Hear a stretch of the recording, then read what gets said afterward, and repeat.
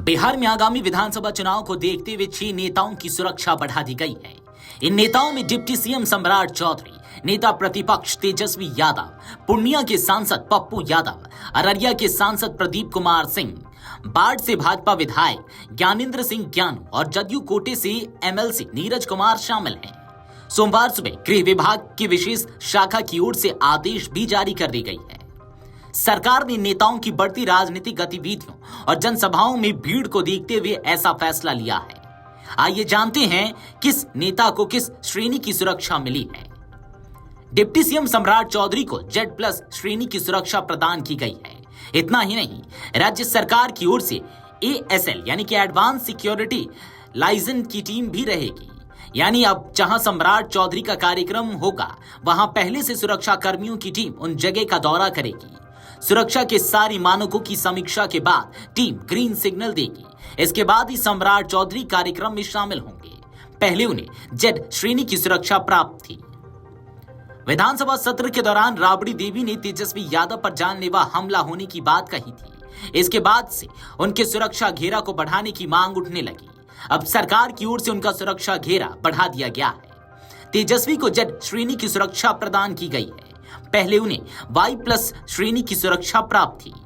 पूर्णिया सांसद पप्पू यादव पिछले कई दिनों से अपनी सुरक्षा बढ़ाने की मांग कर रहे थे। अब सरकार ने उनकी भी सुरक्षा घेरा बढ़ा दी है। पप्पू यादव को Y+ श्रेणी की सुरक्षा प्रदान की गई है।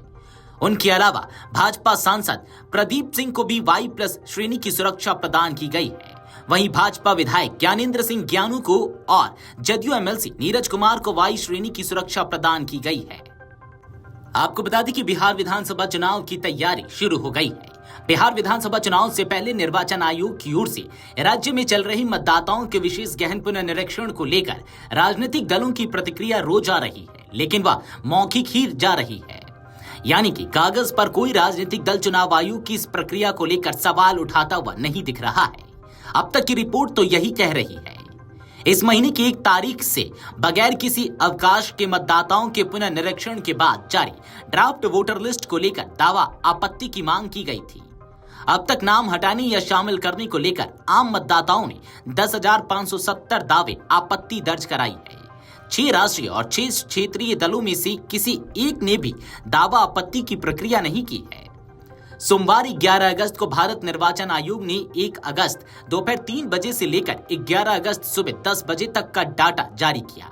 चुनाव आयोग ने बताया कि प्रारूप निर्वाचक नामावली के संबंध में निर्वाचकों से सीधे प्राप्त दावे और आपत्तियों की संख्या 10,570 रही। 7 दिनों के अंदर इसमें से 127 का निस्तारण किया जा चुका है। बाकी प्रक्रियाधीन है।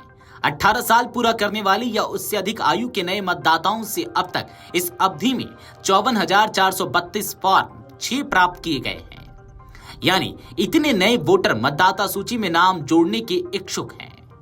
Video desk amarujala.com। अगर आप ये वीडियो YouTube पर देख रहे हैं तो हमारे चैनल को सब्सक्राइब कर बेल आइकन दबाएं और Facebook पर देख रहे हैं तो हमारे पेज को लाइक करें।